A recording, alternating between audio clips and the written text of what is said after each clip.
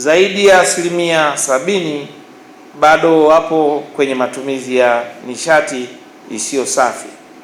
Na aidha, tumeona kwenye taarifa iliyotolewa na Wizara ya Nishati kwa kwamba mpaka sasa matumizi ya nishati safi yako kwenye 28.6, tunaelekea 30 sasa kwa Arusha, lakini bado tupo chini na uhamasishaji unaendelea.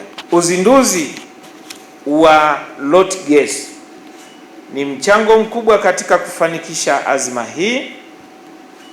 Ongezeko la mitungi ya gesi iliyo salama, nafuu na inayopatikana kwa urahisi ni hatua muhimu katika kuhamasisha matumizi ya gesi majumbani na kwenye biashara mbalimbali ikiwemo mamalishe, babalishe na maeneo mengine muhimu yote.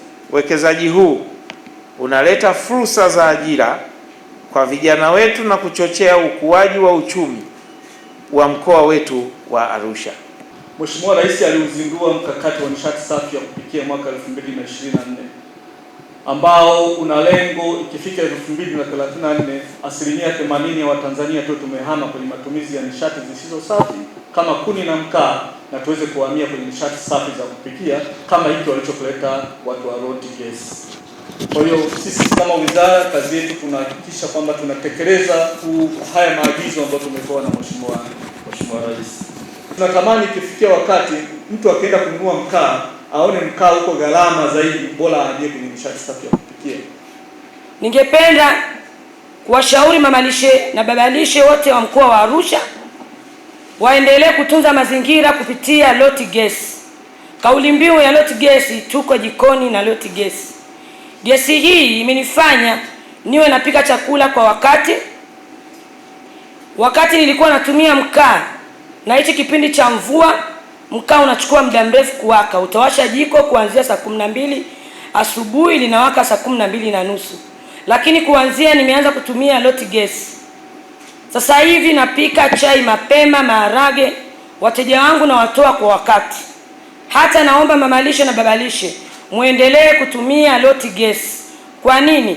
Ni gesi imara, uzao wetu wa Tanzania, hususan mkoa wa Arusha, wilaya ya Arusha mjini. Dira ya LOT Energies ni kuona Tanzania ambayo kila nyumba kuanzia hapa Arusha hadi maeneo ya vijijini na nchi nzima inaweza kutumia gesi kwa usalama, kwa uhakika na kwa gharama nafuu. Dhamira yetu ni kutoa huduma na bidhaa zenye viwango vya juu vya usalama, ubora na upatikanaji kwa urahisi kwa wananchi wote. Uwekezaji huu ni fursa kwa ajili ya ajira ya vijana, fursa ya kukuza uchumi wa ndani na fursa ya kuboresha maisha ya wananchi.